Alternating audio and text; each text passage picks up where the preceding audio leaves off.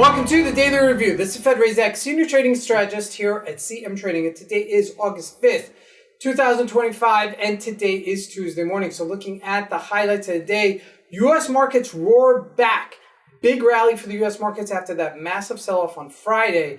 So we're kind of like in a rebound kind of state. But first, looking at today's major economic events, we have at 4 p.m. South African time from the United States, an ISM Services PMI number coming out. Now, breaking down the market, starting out the Forex symbols, major pairs unchanged.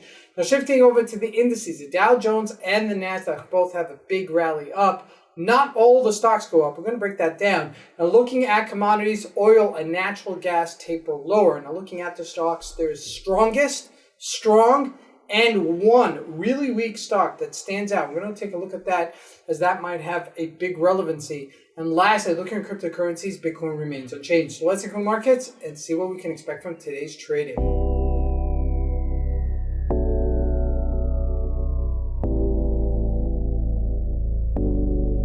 So here we go. First with the Japanese yen. This is the most volatile one. It's not really moving.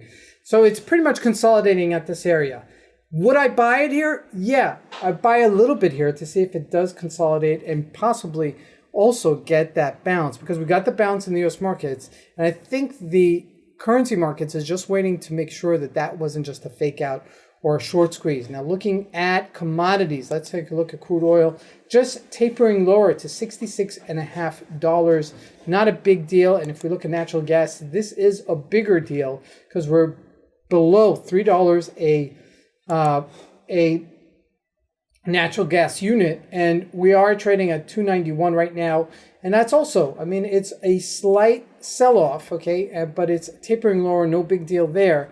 Okay, but if we look at a daily chart, I'm looking for a supportish level. And yes, we do have support around this area between 290 and 285. So keep that on your radar as well. Now, looking at the U.S. markets, they roared back. Let's look at the NASDAQ. And that's a 50% roar back. This is exactly what I was talking about and anticipating. Question is whether or not this is sustainable. Okay, because if we look at the stocks, not all stocks are strong. And if we look at the U.S. markets, at the Dow Jones, yes, it also rallied back close to about 50%. Now let's break it down. Okay, we're going to look at the strongest stocks, strong stocks, and a weak stock. Okay, so let's take it one by one. So Facebook has been pretty strong here. Really big reversal here back at 776. So that's a nice push back. And Microsoft, that was one of the strongest stocks last week with coming out with its quarterly earning reports. And yes, it did rally a little bit back.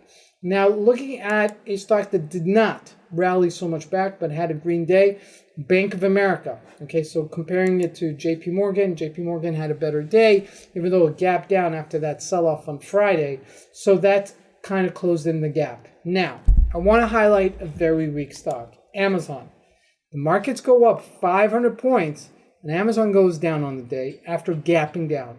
Now, to me, this means this thing is going to sell off even further. I wouldn't really even double guess myself that this would go down to 166. Okay, so that might be a really decent play on the downside. Now, looking at NVIDIA, yes, it had a strong day, and yes, it came back, and so did AMD. So the fact that the markets are in this kind of like conundrum where you see that there are some strong stocks, strongest stocks, and a weak stock, that kind of like is an imbalance. Okay, so if the market does turn, and it may, okay, because the economy is not perfect, even though Trump wants to say that it's perfect, it's not perfect, and we're still kind of consolidating some of the information. Now, lastly, looking at Bitcoin, it's really unchanged here at 114.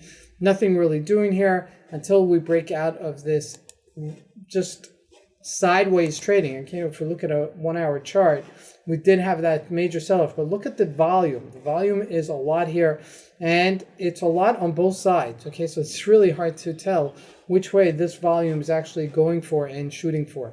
This is Razak. I want to wish you guys a great trading day. Thank you. My advice, this is the best time to trade.